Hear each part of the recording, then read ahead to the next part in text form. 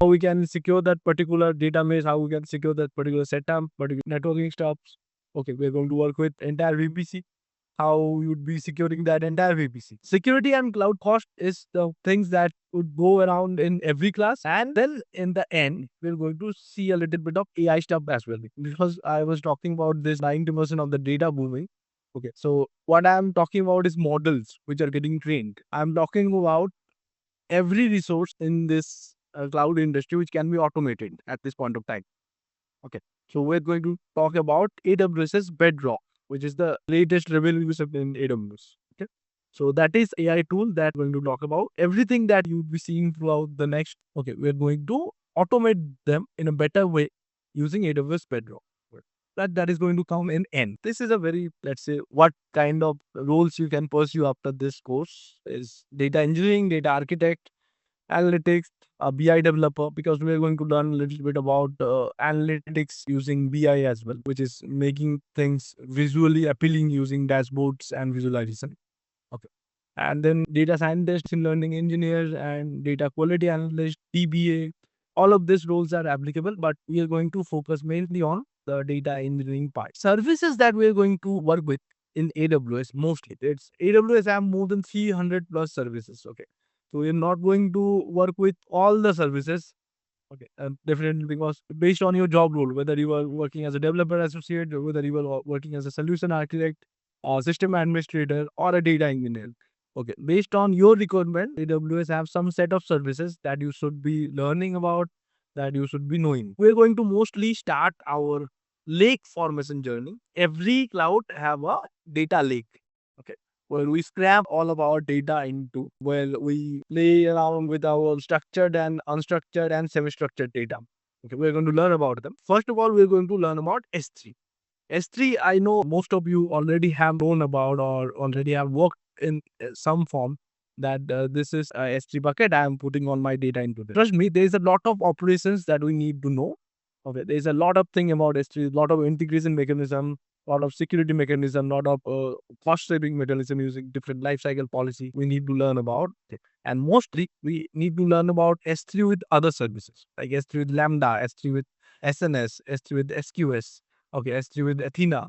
These things we will be learning mostly in the first part. And this is the most simplest and most comfortable part that you are going to be very, very patient with this S3 part, because in this we are going to getting into AWS and we are going to learning AWS. In the next half, we are going to learn about EBS and EFS, which is not listed here. Whenever we with a virtual server in cloud, need some storage for them as well.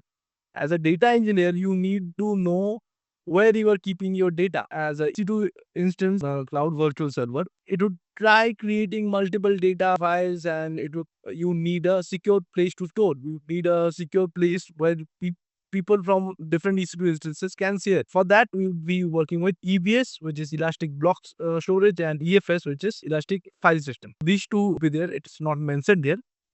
And I'll be coming with a complete list of services that is going to be there. Okay. And then we are going to learn about Redshift. So this S3 bucket you're seeing, it's known as a data lake. Okay. But coming to Redshift, it's a data warehouse. So there is a difference between data lake and data warehouse. In the first few classes only, you will get to understand what a data lake does, what a data warehouse does. Okay. Why we need both of them, what is the use case of both of them, and where in my project they would be used. Okay. I will be giving you a little bit of organizational based review as well, that what people think of Redshift at this point of time in different orgs, and are people moving from a particular Redshift data warehouse to somewhere else. Okay. So a lot of AWS services are getting depreciated every day. Uh, Something new is coming. Okay, we will be following that up as well. Then we have our hero of the course, which is AWS ETL mechanism tool in AWS. Okay. So Glue is something that we are going to spend a lot of time in. Okay, so here we are going to learn about ETL, extract, transform, and load. Okay, so basically your data engineering expectations are revolving around ETLs. How would you are in ETL pipelines and what you can do actually in this part. where we are transforming the data. Okay. How cost efficient you can be, how secure you can be. Okay. That depends on your ETL performance. So we are going to learn few tricks and techniques in AWS Glue. Okay. And if the question was that whether we are going to do hands-on, it is going to be a complete hands-on course only. Okay. There is a very small course slides that I have. I'll send those text to you. Uh, Mostly we're going to go through the course slides and the materials of uh, this AWS Glue, Redshift, S3, whatever it is, in the beginning part of the particular session that we'll be connecting for. Okay. And then it is going to be three-fourths of the time we're going to be on AWS console itself. We're going to be building something. We're going to troubleshoot a few things because these things are going to be giving you some trouble. Okay. Going around. So AWS Glue, Redshift, beat whatever it is. And we're also going to keep a check on the price that we're spending, because most of us are going to be using AWS free tier accounts. Okay. When we cannot spend a lot of money with all the services. So we're going to keep a check on the money as well that we're spending. It We won't be spending more than $2 to $3 per month. So we're going to keep a check on that. We're going to use the very basics and very grounded service only. Okay. Or the alternatives we are going to use just to learn things in a uh, well apt way. Things which are going to cost you money, a good amount, I'm going to take it into my AWS account and just show a demo so that you can just learn about it and work on it later on whenever it is required. Then we have my videos. I'm going to give Databricks concept here as well. Okay, because EMR is right now we are in AWS. Okay, but it is not that all the AWS services are in top. These are all products only, right? People use them. Every project use them after comparing with three other things. And in those three other things, EMR is being beaten heavily by Azure's Databricks. I'm going to give you some Databricks concept as well in there. Okay, I'm going to teach a little bit of Azure Databricks to you in this portion because EMR is great Hadoop tool from AWS, but again, your Databricks is completely when we get into the Hadoop workspace, you will get to know that how we are handling this part. For streaming data, we have AWS Kinesis along with Apache Kafka. Okay. So streaming data is very popular into the data engineering interviews and data engineering questions that you will face in the interviews. Kafka and Kinesis, we're going to learn both in this particular place, and you are going to learn about how these two things are different and in which place we will be using Kinesis and where we will be using Kafka to save the most amount of cost possible to optimize the system a little bit better. Data pipelines using step functions is something that we're going to learn in the very end, where we learn about all the things because data pipeline needs a lot of stages where we have used EC2, S3, Lambda, everything. Okay, and then we are building a complete pipeline. Okay, so we are using step functions with data pipelines. We have RDS. Okay, so RDS is going to be placed somewhere between S3, EBS, EFS, and then we're going to talk about RDS. So this is going to be in the very first few classes, and we're going to build RDS Aurora. So there's a lot of serverless options that comes in place. AWS is providing a lot of serverless options right now, and Aurora is one of them. Once you learn about RDS, you will get to learn about Aurora as well. Why it is special, why AWS is promoting it so much. RDS and Aurora would be a very integral part of this course. Along with that, we're going to learn about a few NoSQL databases as well, which is mostly DynamoDB with AWS. And I'm going to give you some more examples.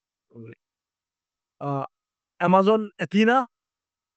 Athena is data analytics tool. It's static data, and it works with SQL framework for complex ETL processes where we pull data out of even S3 bucket and put it into AWS Glue for data cataloging.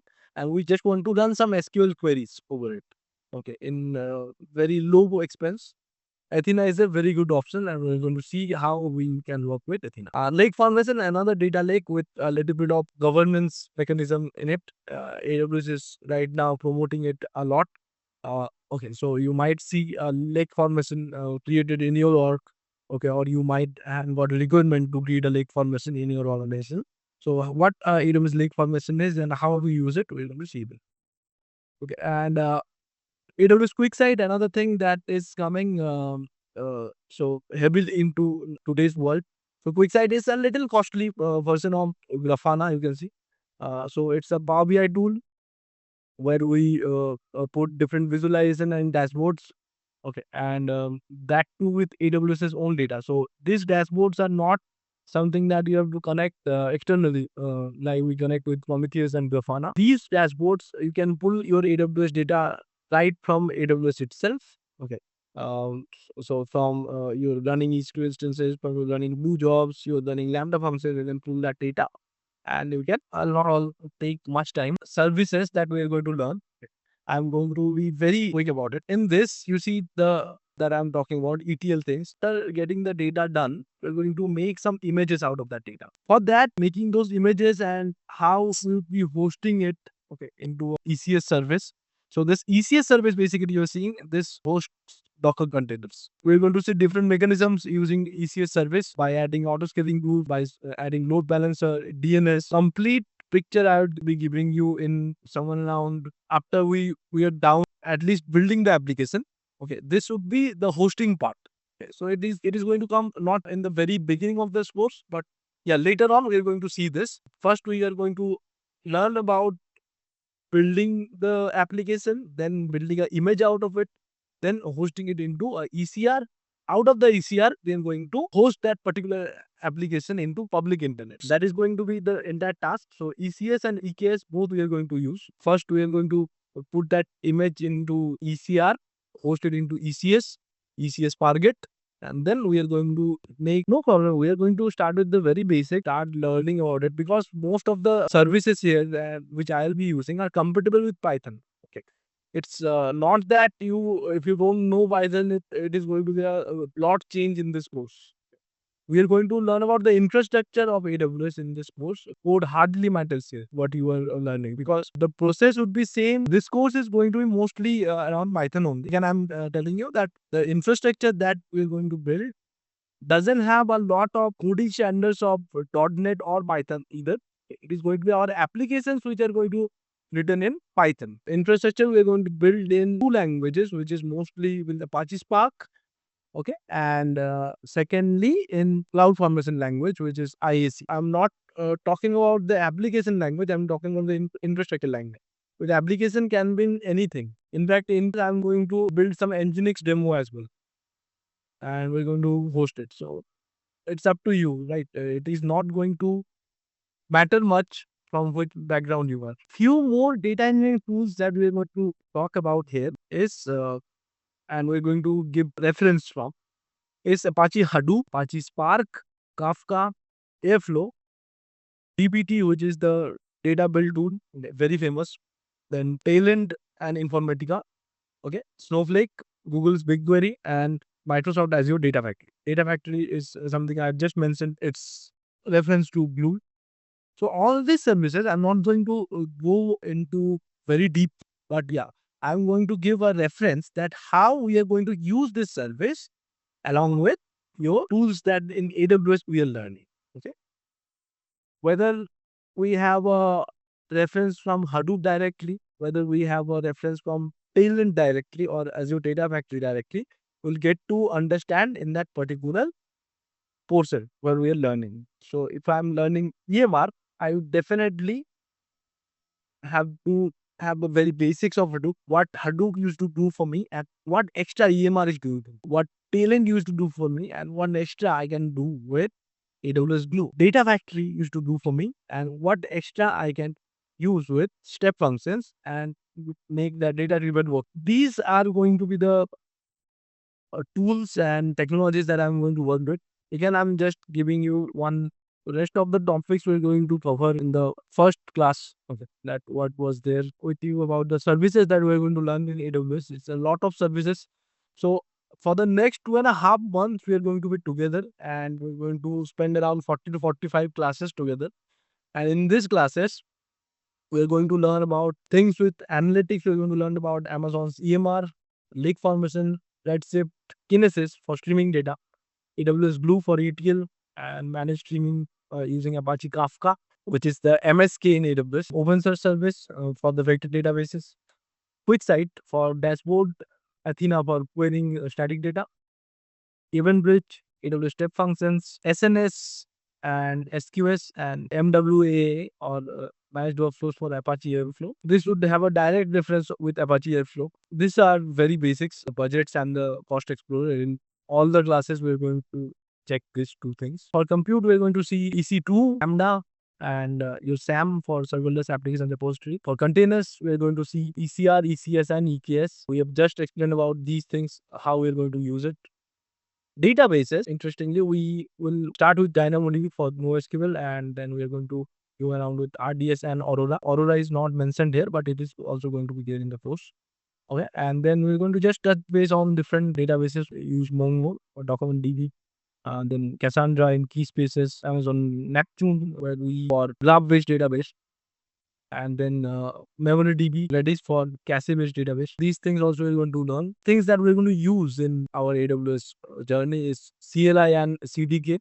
Okay, Cloud9 also, it is just same like your Visual Studio boot in AWS. ID in cloud. Then you have code build, code commit, code deploy, code pipelines. All of them are exceptional tools for CI/CD. Okay, people nowadays use this for continuous integration and continuous delivery in AWS. There would be classes for API gateway, where we are going to build the complete application and host it into cloud. There we are going to use API Gate, SageMaker, machine learning things. Here I am going to introduce AWS Bedrock, which is for AI.